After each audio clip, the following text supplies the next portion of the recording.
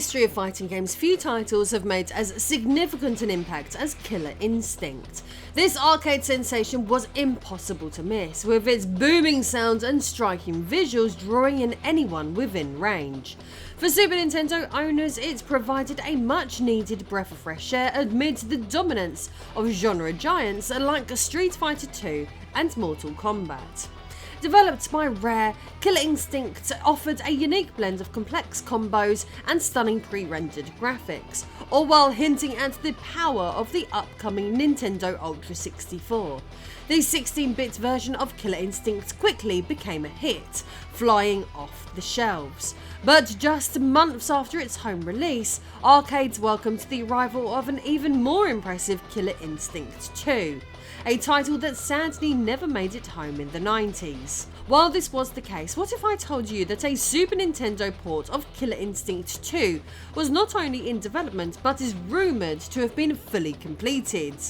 With that intriguing thought in mind, I am Lady Decade, and this is the mystery of the lost Killer Instinct 2 for the Super Nintendo.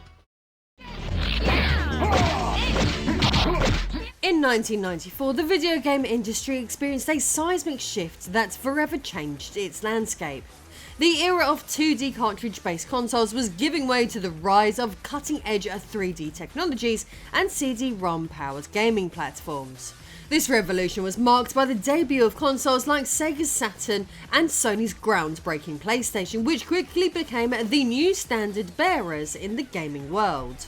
Amidst this sweeping change, Nintendo and Sega continued to hold their ground with their trusty 2D cartridge-based systems. The Super Nintendo in particular wasn't just surviving, it was thriving. This unexpected revival was largely driven by the Super FX chip, a powerful piece of technology that breathed new life into the beloved console, allowing it to compete in a rapidly evolving market. The Super FX chip allowed the Super Nintendo to venture into the world of rudimentary 3D graphics, most notably showcased in the release of Star Fox. Although it couldn't match the visual power of the advanced arcade boards from companies like Namco, it was a remarkable achievement for a console that was seemingly nearing the end of its life cycle. Speaking of this dazzling era, the Super Nintendos and arcade alike, for that matter, has been dominated by sprite-based gaming, with Street Fighter II proving a massive hit on both of these platforms. The sprite-based Street Fighter games are all now considered all-time classics, which makes it all the cooler that they stuffed 16 of them onto one compilation with the fantastic Street Fighter 30th Anniversary Collection. Now in the era of Street Fighter 6 and its main competitor Tekken 8, both of these franchises are as relevant as ever. I can get you huge discounts of up to 90% on thousands of games via my affiliate link via the pinned comment. These of course include the 30th Anniversary Collection, Tekken 8 and Street Fighter 6, and even its brand new Season 2 pass, which allows you to play as M. Bison. There are so many great games to play today, which is why it's so important to take advantage of these amazing deals. Happy shopping. Now I've enlightened you regarding these great bargains, let's head back to the mid-90s. With Nintendo looking ahead to the future and the development of their 64-bit successor, then known as the Nintendo Ultra 64, they needed to develop new titles and bring third-party developers on board.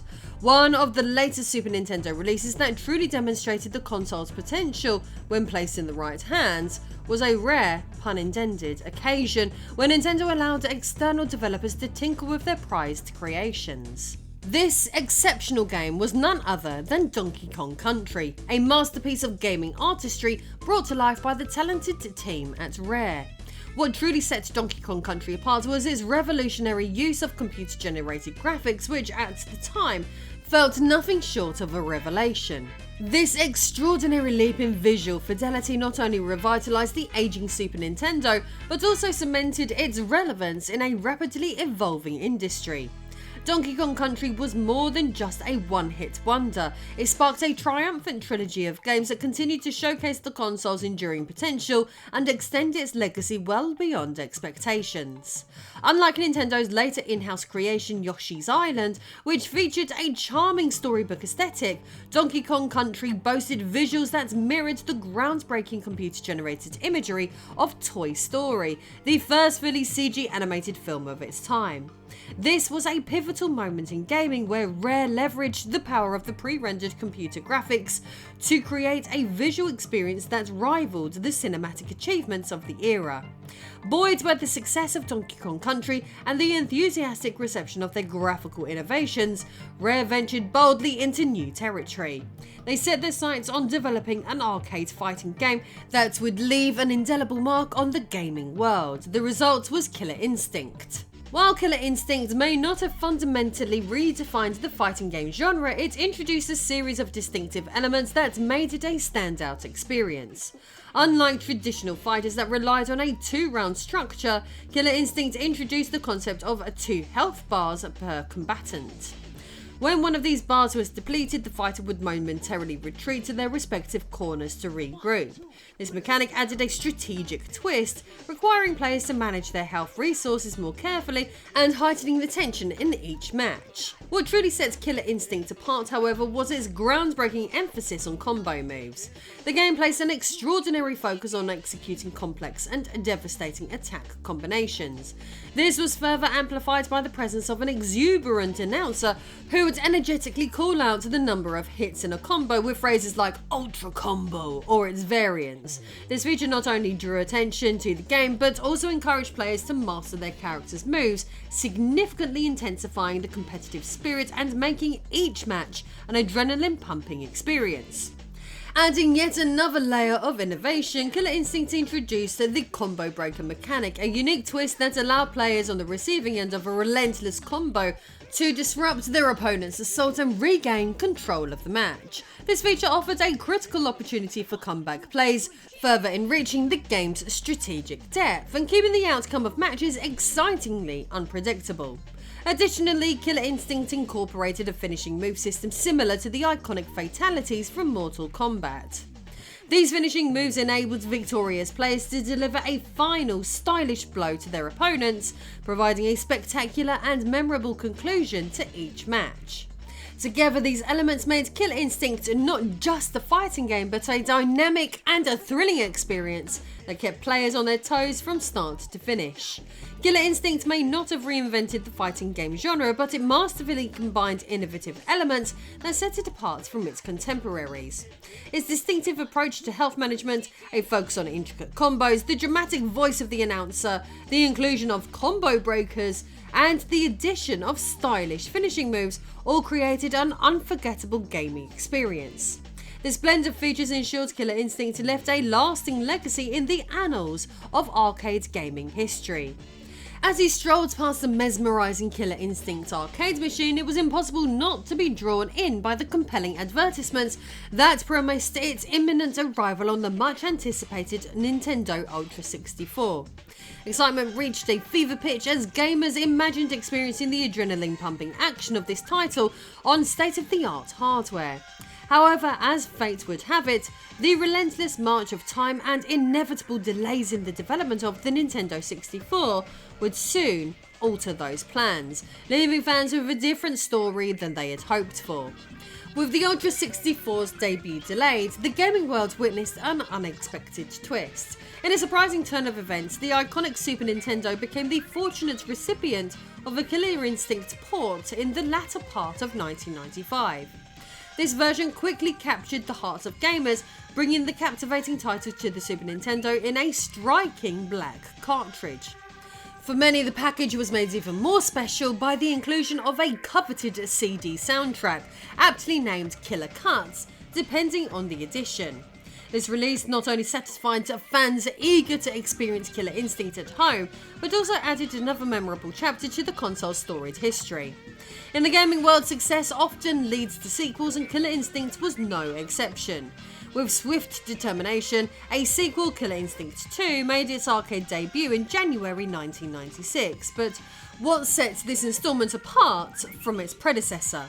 Killer Instinct 2 retains many of the original game's signature elements, including its emphasis on combos and dynamic gameplay, while introducing fresh mechanics such as throws, parries, and super moves. These additions injected new excitement into the familiar formula. The sequel also took a bold narrative turn, departing from the futuristic setting of cybernetic warriors and embarking on a time-travelling adventure.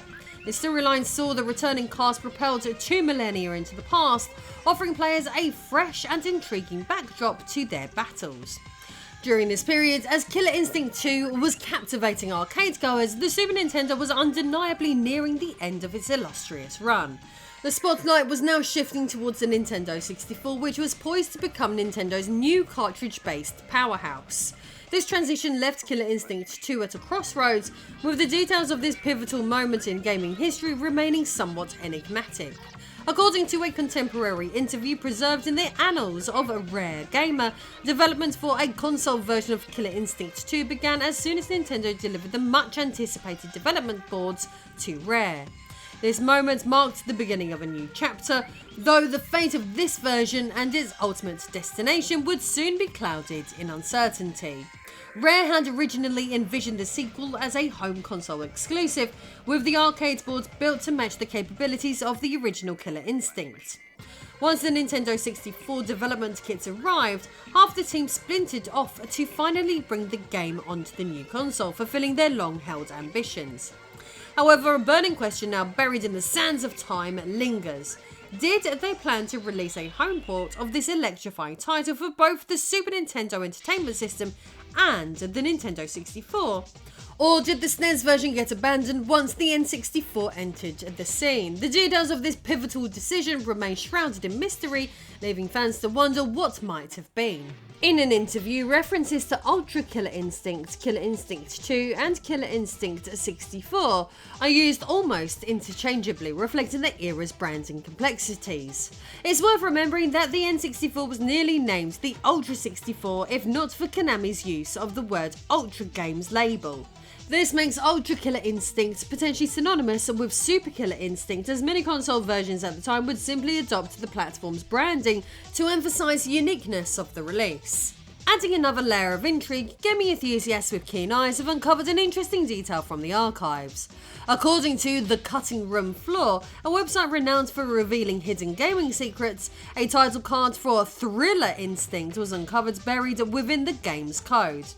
This raises the question, could the name have been altered out of concern over a potential association with Michael Jackson, the King of Pop, who had a well-known affiliation with Sega? While it's an interesting theory, the notion seems a bit too far-fetched, and it might be best to leave this particular mystery in the realm of speculation. Returning to the realm of actual possibilities, it's plausible that a Super Nintendo iteration of Killer Instinct 2 would have built upon the foundations of its predecessor to ensure a quick turnaround. This approach would have likely involved swapping out stages and omitting about half of the new characters introduced in the time-travelling sequels, streamlining the process while retaining the essence of the game. Well, think about this. The game essentially becomes a Killer Instinct 2 roster superimposed onto the Killer Instinct 1 engine, a clever repurposing of content to bring this much anticipated release to life. In this scenario, the Super Nintendo would have seen not just an enhanced port, but an evolution of the original title, offering fans a fresh yet familiar experience. It would have been a creative and practical way to extend the life of the beloved console and a truly delightful addition to its library. Instead, as 1996 drew to a close, the Nintendo 64 saw the release of an enhanced port titled Killer Instinct Gold. Despite the significant boost in processing power offered by the new system, this version was still delivered on a cartridge, which imposed certain limitations. To fit within the constraints of the cartridge format, some of the more substantial elements of the arcade original had to be sacrificed. Notably, the game had to forego full motion video and voice samples, which took up a considerable amount of storage. These sacrifices were necessary to allocate more room for in-game graphics, ensuring that the core gameplay experience remained as visually impressive as possible. Despite these compromises, Killer Instinct Gold managed to capture the essence of the arcade experience, though it inevitably differed in some respects from its source material. As a result, while Killer Instinct Gold showcased impressive visual quality, it had to scale back some aspects of gameplay compared to the arcade version. Even character frames were trimmed down to fit within the cartridge's limitations. Originally intended as a launch title for the Nintendo 64, the game faced delays but eventually emerged with added features like practice modes, tournaments, and unlockable character skins. These additions helped distinguish it as the only version of Killer Instinct 2 available outside the arcades. In the years that followed, Rare didn't pursue the development of Killer Instinct 3. After the launch of the disc-based Nintendo GameCube, Rare was acquired by Microsoft, which led to a shift in their focus. They made a few attempts to revive classic franchises, but eventually the studio became primarily known for developing Kinect games. It wasn't until the release of A Sea of Thieves that Rare regained notable prominence, giving the studio a significant boost roughly a decade and a half later. Killer Instinct Gold marked the end of an era for the franchise, serving as a swan song until Microsoft revitalized the series with a new entry in the early 2010s. Although the arcade version of Killer Instinct 2 was later made available on Rare Replay, a particular tweet by Tim Stamper stirred even more excitement among fans. In this now iconic tweet, Stamper shared a snapshot of his workstation, prominently featuring the cartridge of dreams. However, it was what sharp-eyed fans spotted in the background that really caused the buzz. Several ROM chips labelled KI2 SNES. This unexpected revelation suggested that not only was Killer Instinct 2 for the Super Nintendo in development, but that a copy of the game may still exist today, keeping the legend of the lost port alive and fueling speculation among the gaming community. Reportedly, Killer Instinct 2 for the Super Nintendo was completed due to contractual obligations, but Nintendo ultimately decided against releasing it, concerned that it might negatively impact the sales of their upcoming Nintendo 64 release. This decision wasn't entirely without precedent. Nintendo had previously shelved the finished Star Fox 2 for the Super Nintendo in favour of the more advanced Star Fox 64. Perhaps one day Nintendo might consider making this lost gem available through the Nintendo Switch Online expansion pack, assuming Microsoft, which now owns Rare and the Killer Instinct brand, is open to such discussions. For now though, this mysterious game remains unplayable, locked away in Tim Stamper's private collection, leaving fans to wonder what could have been. To this day, the absence of a Killer Instinct 2 port for the Super Nintendo remains a lamentable gap in gaming history. While the original Killer Instinct has earned a devoted fan base on the system, its sequel remains an enigma shrouded in mystery and speculation. For now, the prospect of seeing Killer Instinct 2 running on the legendary 16-bit platform remains a distant hope. Unless Rare or Tim Stamper decided to one day offer us a glimpse behind the curtain, this chapter of gaming history will continue to intrigue and elude fans, leaving us to wonder what might have been. Although time has moved on and gaming technology has evolved, the longing for a Super Nintendo port of Killer Instinct 2 serves as a poignant reminder of the power and nostalgia that classic games continue to hold in the hearts of 90s players everywhere. It's this enduring passion that makes this tale worth telling. While unfortunately it doesn't seem like we are going to get to enjoy this one anytime soon, don't forget at least I can save you up to 90% off thousands of games simply by using my affiliate link via the pinned comments, including on the many classics and modern heavy hitters such as Tekken 8 and Street Fighter 6. Or if you really like this channel and want to support these videos in a more personal way, you can access my behind the scenes cosplay library via Patreon, or as of recently simply by hitting that YouTube join button and becoming a member. Thank you all, and I'll see you soon.